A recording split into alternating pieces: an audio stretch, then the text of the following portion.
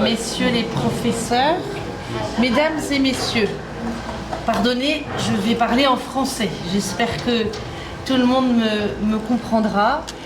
Je suis vraiment ravie de vous accueillir cet après-midi à l'Assemblée nationale, dans la maison du peuple français. Je suis parlementaire français, députée française, élue il y a 3 ans, jeune députée. J'ai rencontré très tôt la communauté assyro-chaldéenne française. Et c'est un honneur pour moi aujourd'hui de vous accueillir parce que très vite, j'ai compris combien l'engagement des députés, l'engagement des parlementaires français était fondamental pour défendre la cause qui est la vôtre, la cause de la communauté et plus largement la cause des chrétiens d'Orient auxquels je suis particulièrement attachée. Les rendez-vous annuels de la communauté assyro-chaldéenne sont vraiment des moments très privilégiés pour nous parce qu'ils nous permettent de nous souvenir du lien qui a uni la France, qui unit encore d'ailleurs aujourd'hui la France avec la communauté assyro-chaldéenne et plus généralement les chrétiens d'Orient.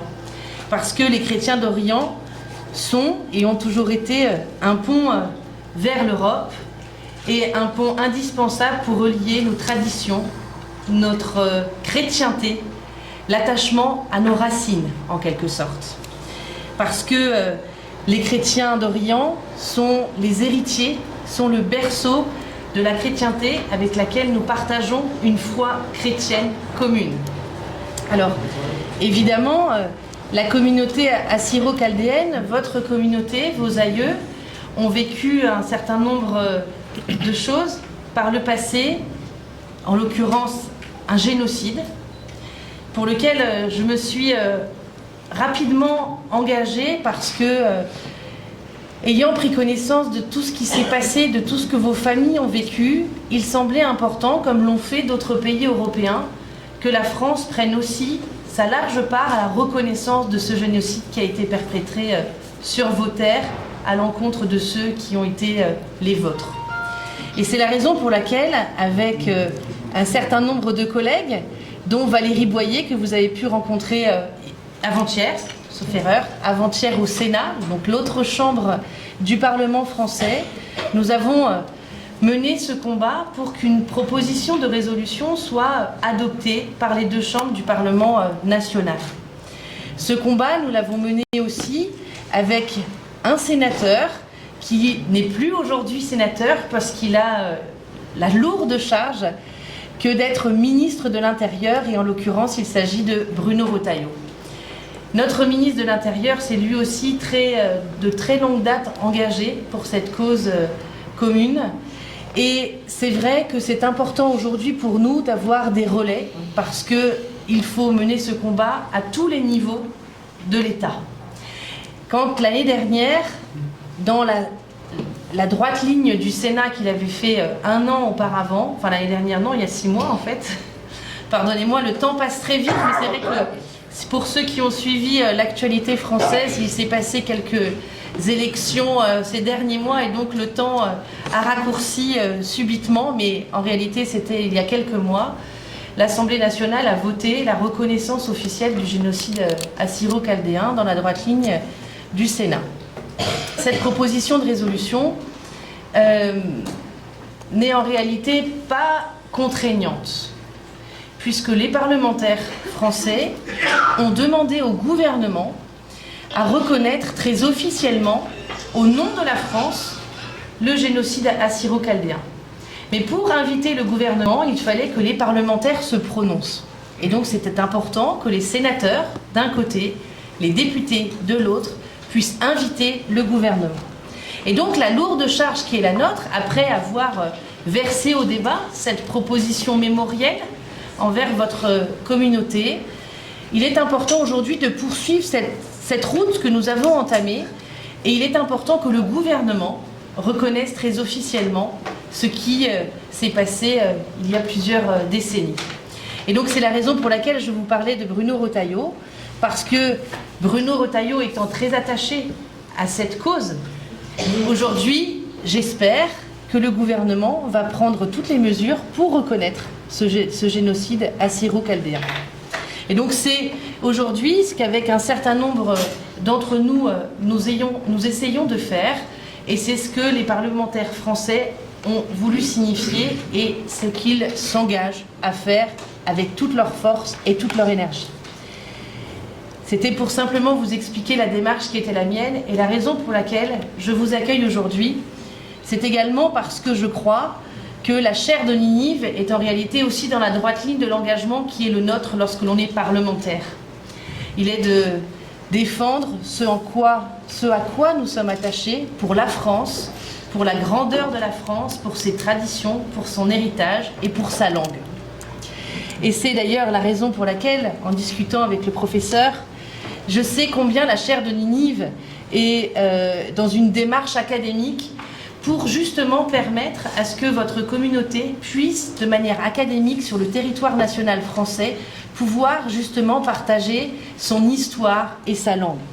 Et donc il s'agira aussi, et c'est aussi un engagement en quelque sorte dans la proposition de résolution, pour nous, de mettre tout en œuvre de manière à ce que vous puissiez justement transmettre ces valeurs qui sont les vôtres, cette langue qui est la vôtre et à laquelle naturellement vous êtes très attachés, comme tout peuple, parce qu'un peuple c'est une langue et une langue c'est un peuple.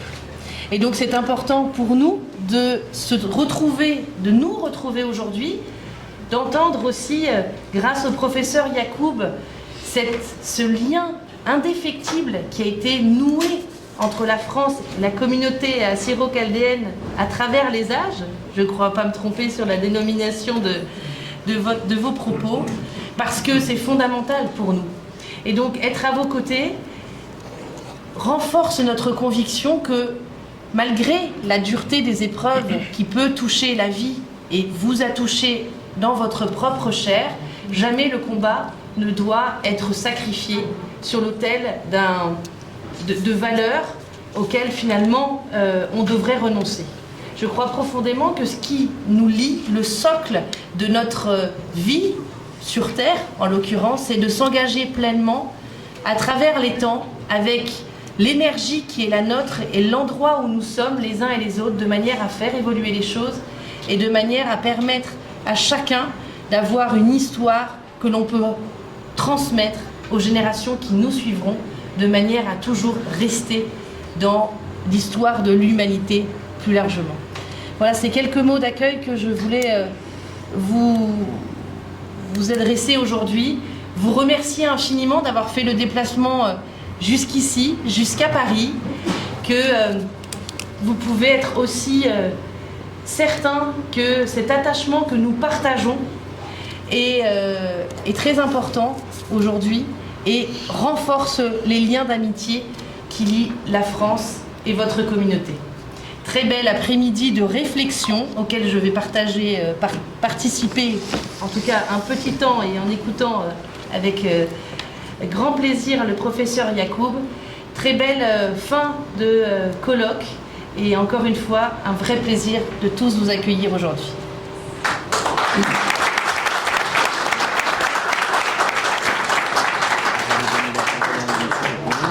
Oui, ah bah, non, oui, c'est vous. Enfin, François, il apprend. Ouais. Bien, mais merci, professeur. Merci à Laurent de nous accueillir aujourd'hui pour cette nouvelle journée de ce colloque international. Moi, je me présente, je suis François Pupponi, j'ai été maire de Sarcelles de 1997 à 2017 et député de la circonscription où il y a le grand nombre d'Assyro-Chaldéens en France de 2007 à 2022. Très tôt, j'étais encore jeune élu avec Dominique Strauss-Kahn, nous avons épousé la cause du peuple assyro-chaldéen parce que nous avions accueilli beaucoup d'Assyro-Chaldéens. Au début, lorsqu'ils vous êtes arrivés, lorsque les Assyro-Chaldéens sont arrivés à Sarcelles, on disait les Turcs arrivent. Parce que pour nous, ceux qui arrivaient étaient des Turcs. C'était vrai au niveau nationalité. Et petit à petit, à force de vous rencontrer, de discuter, vous nous avez initiés, et je parle sous le contrôle de Georges Klein, de Tony Fidan, des présidents, des membres de la ACF ici présents, et puis après du professeur Yacoub, à ce qu'était le peuple assyro-chaldéen, à ce qu'était leur histoire, leur culture, leur langue, à ce qu'était aussi leur déracinement. Avoir été arrachés de la Turquie où ils vivaient depuis tant d'années, pour pas dire tant de siècles, pour être obligés de s'expatrier. Et donc il nous est apparu important, mais Anne-Laure le disait, de vous aider à être mieux connus, mieux reconnus, et surtout que votre génocide soit reconnu. Parce qu'en France, on ne parlait pour 1915 que du génocide des Arméniens. Parce que la communauté arménienne était là depuis quasiment depuis 1915, depuis la date du génocide, et qu'elle avait beaucoup travaillé pour que la reconnaissance de son génocide soit effectuée et effective. Donc petit à petit, nous avons engagé ce débat et effectivement, des textes ont été votés, on a avancé. Moi, j'ai été le premier maire en France, pour ne pas dire en Europe, à ériger une stèle pour honorer la mémoire des victimes du génocide. Donc il y a eu tout un travail depuis de nombreuses années de conviction, d'explication, de reconnaissance de ce génocide. Et puis, pendant que nous faisions ce travail, et j'ai rencontré régulièrement le professeur Yildiz pour en parler,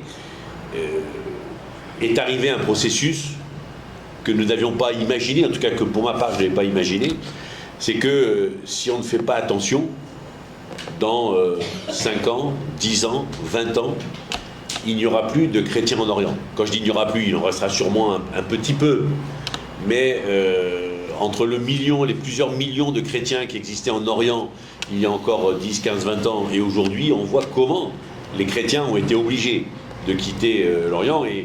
Et moi, j'avais accueilli à Sarcelles des chrétiens, des Assyro-Chaldéens qui venaient d'Irak, après les attaques de Daesh. Et effectivement, le patriarche, sa béatitude Louis Sacco, m'avait dit « Monsieur Pupponi, c'est gentil ce que vous faites, mais arrêtez de les faire partir ».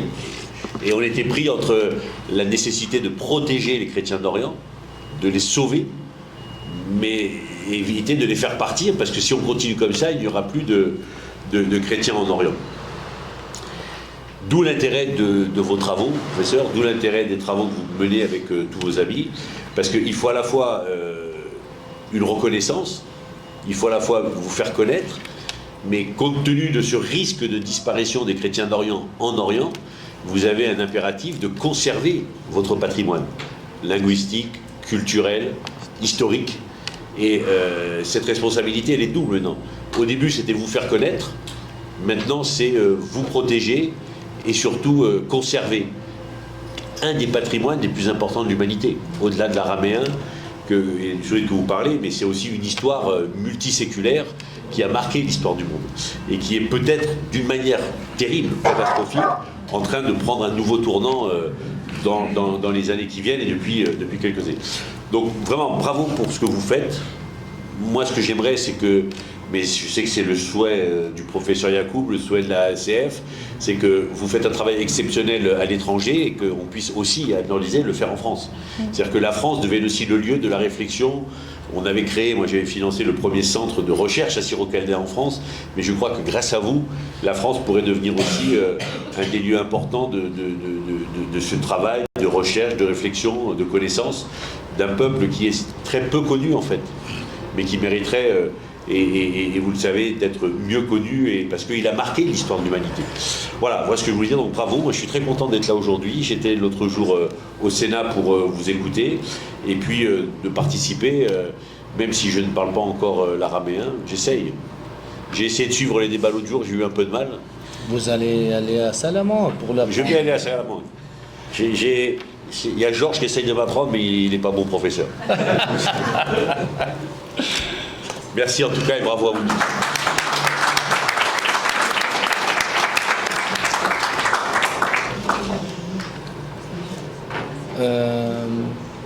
مقام رخم كمل بخيت بلشانة فرنسايا وباقي سنايا كبنهم شارن و جو قينترونا اد امتا فرنساي قمايا بلشانن رحيمهم يقرا القوبل طيبوت الدين تا député en leur blanc député honoraire Pupponi François المنديان دين بوادا تا عمديا وخمدي لي اديو خمدي تشعيتانا إلي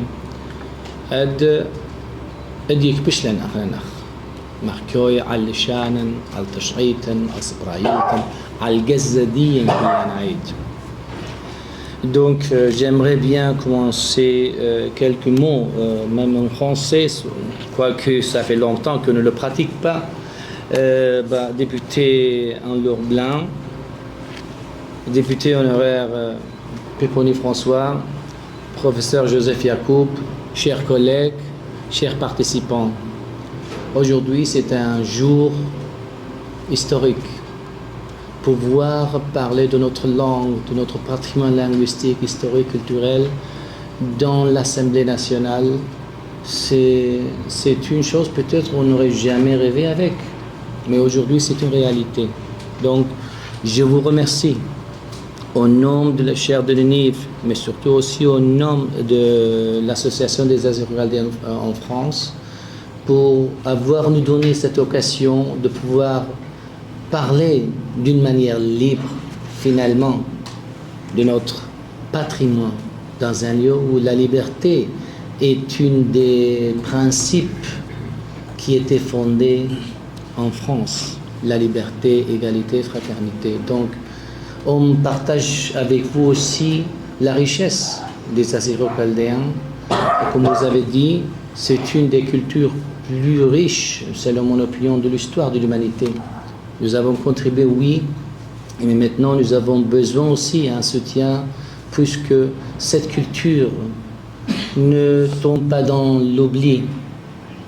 Et donc, comme vous avez dit, M. Péponi, c'est une obligation morale de notre part de lutter pour la conserver, la cultiver et la transmettre. Donc, député Anne-Laure Blin, notre remerciement plus profond pour cette occasion. Aujourd'hui, grâce à vous, et hier, le jour 15, on a eu l'occasion de se réunir dans un autre lieu assez important, le Sénat. Aujourd'hui, nous sommes à l'Assemblée nationale. Et demain, nous serons dans vos écoles, à l'université, pour pouvoir vous montrer la richesse du peuple assyrien dans son ensemble. Donc, avec votre aide, votre soutien, on va faire des bonnes choses qui seront aussi utiles pour la société française. Enseigner la langue sourate assyrien dans des écoles où il y a une communauté assyrienne assez nombreuse doit être presque une obligation, un impératif pour nous. Parce que parmi les langues, on se sent vivant. On peut construire, on peut éduquer. Donc, comme vous avez vu, nous avons mis comme le lemme de chaire de Ninive, éducation, c'est notre priorité. Et d'avoir nous donné l'occasion de nous recevoir ici dans l'Assemblée nationale, pour nous c'est un grand cadeau. À ce moment-là, je voudrais bien exprimer ma gratitude aussi à quelqu'un qui a travaillé beaucoup, mais on ne lui mentionne jamais, Georges Birjan Auclin, qui a fait de son mieux puisque nous soyons ici.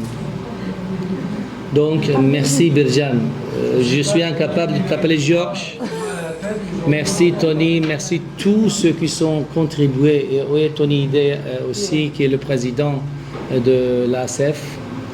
Et tous ceux qui travaillent pour la cause azéro-chaldéenne en France. Merci beaucoup. And now I'm going to shift a bit before giving the word to our beloved and appreciated Professor Joseph Yacoub. I was just trying to tell to the deputy Anne-Laure Blin, deputy honorary deputy Péponi François, our thanksgiving in a very simple way for the effort they have been doing, for the huge work they have still produced. Today, talking about the Assyrian genocide in France is a reality. Thanks to them especially.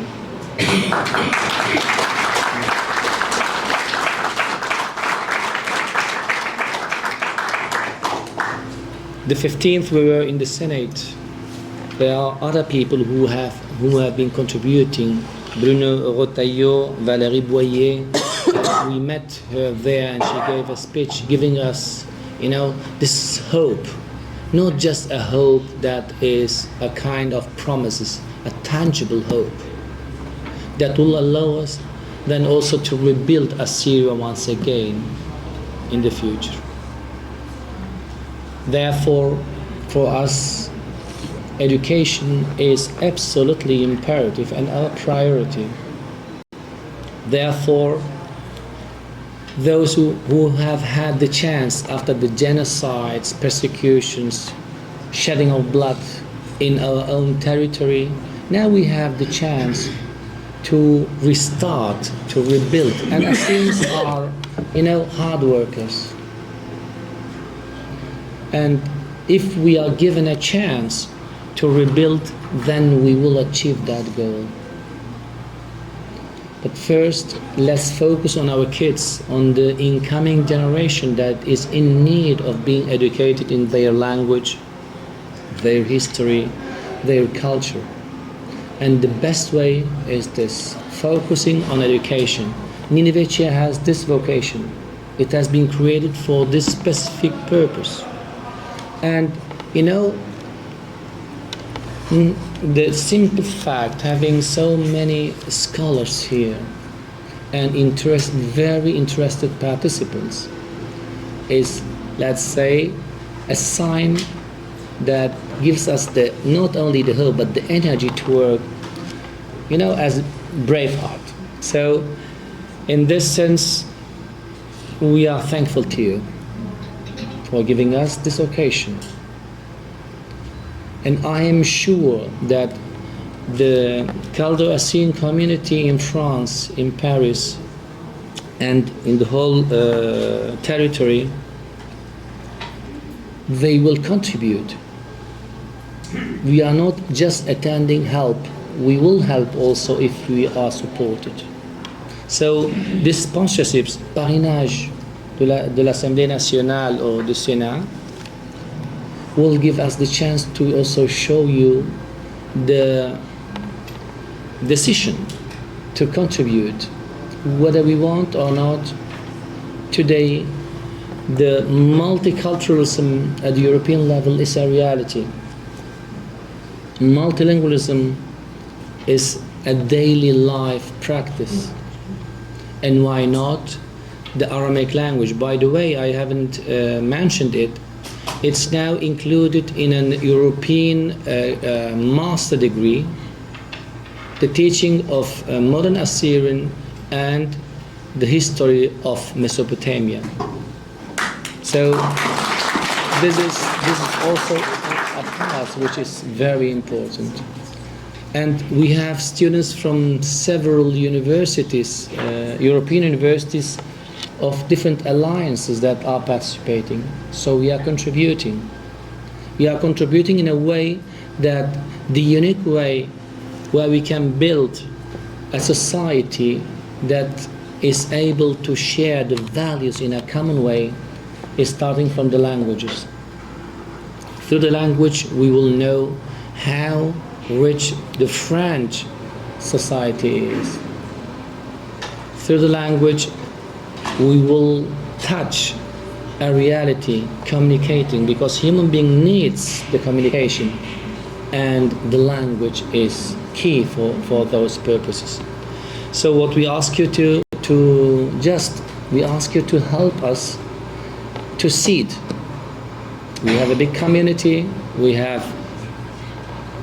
well-talented young promises at the national level. Give them a chance to contribute to the French society as well. And I'm sure you are showing with example here to focus on those aspects that gives sense to the human being. And this is why we are here. Let's focus on these topics that are essential for a common way of life, sharing, giving and receiving, contributing, learning. If we are able to learn from each other, then the society will, will be submitted not in a negative but positive way. Growing together, learning from each other is also for us one of the assets that we have to focus on. I'm not going to take the time because I know that Professor Joseph Yacoub will then delight us with a topic which has to do with the reality that goes back many, not only decades, but we could say even centuries, if I'm not wrong.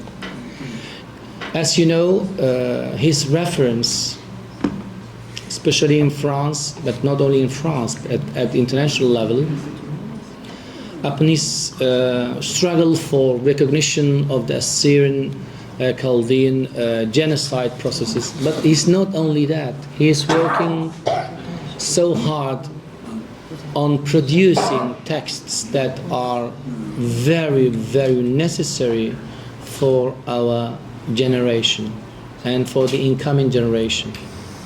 The work he's doing, I'm not going to mention all his, ample biography, but what I know of him is that he has dedicated his whole life for such a cause. So our deep thanks also to you, dear Joseph.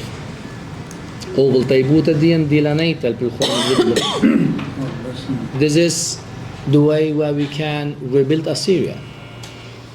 Working hard, but with decision and also producing.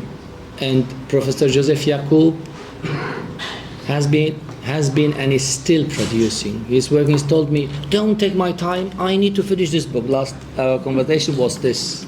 I said, no, but I need you for 1 hour.